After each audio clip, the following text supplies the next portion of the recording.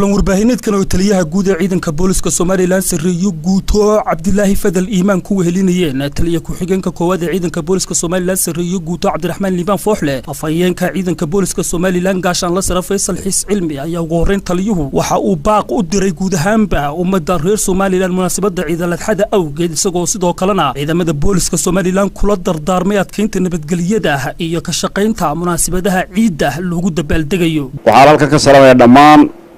marka ugu horeysa ciidanka booliska Jamhuuriyadda Soomaaliland taliyaha koowaad ciidanka booliska taliyaha labaad hogaamada saraakiisha saraakiil xigeenka alfleyda dableyda xaasaskooda waxaan leeyahay sanadkiisa ku gaara guul iyo barwaaqo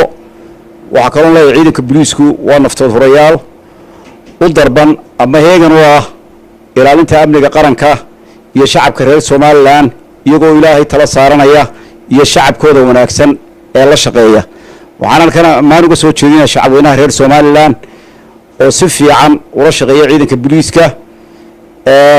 waxa kale oo halka ka salaamay dhammaan ummadda muslimiinta geesta kalena waxa halkaasi hadal kooban ka jeediyay taliyaha ku-xigeenka ciidanka booliska Soomaaliland Sirriyo Guuto Cabdiraxmaan Liibaan Fooxle oo xusay in ciidamada boolisku had iyo habeen heegan ugu jiraan sidii ay adkeyn lahaayeen amniga isagoo sidoo kalena hambalyo u diray guud ahaanba shacbiga Soomaaliland ciidanka booliska uu ku jiro hawlgal aan kala go' lahayn xagga nabadgelyada ah iyadoo ay bari ku soo beegantay maalintii ciidda waxaan dadweynaha u sheegaynaa inay gaadiideyda iyo dadweynuhu ay had iyo jeer ilaaliyaan nabadgelyada oo ciyaalka iyo dadweynahaba naftooda ilaaliyaan waxa kale oo leenahay dadweynaha shacbiga reer Soomaaliland ee awalba si wanaagsan loo shaqeyn jiray sida taliyaha ciidanku sheegay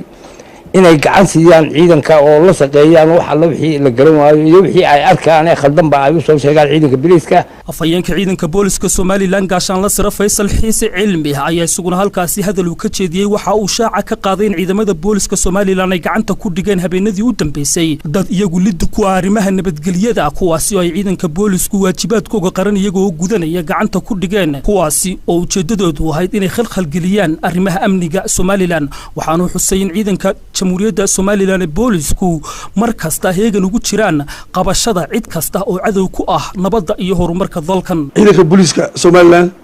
wuxuu had iyo jeer diyaar u yahay ilaalinta amniga dalka iyo shacabka reer Soomaaliland ciidanka boolisku waxay galeen hawlgal aad iyo aad u ballaaran iyagoo kaashanaya hay'adaha amniga ee ay gacan saar ka dhow leeyihiin waxaana hawlgalladaas lagu soo qabtay tiro dad ah oo maleegayay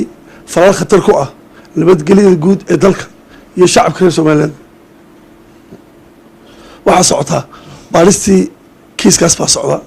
oo ay ciidanka booliska si qoto dheer u baarayaan baarista ka hor dhici mayno waxay ka soo baxana dawladda joognaa tan kale baryahan waxaa suuqa ku jirtay dacaayado raqiis ah oo ay culimada sharciga u taqaano yani non avoid waxay leeyihiin saldhigga booliska ee dhexe waxaa ka baxsatay maxaabiis war taliya ciidanka u fadhiya ciidanka booliska waa goobjoog wax maxaabiisa oo naga baxsatay ma jirto markaa waxa weeye qolada warbaahinta ama qolada shabakadee waxaa soo qoraya waxaa la jira waxa fiican ka fiirsadaan dacaayadaha noocaasa waa xasan ismaaciil maxamed xasan shaah cawil cabdi kaahin telefishinka qaranka Soomaaliland magaalada Hargeysa.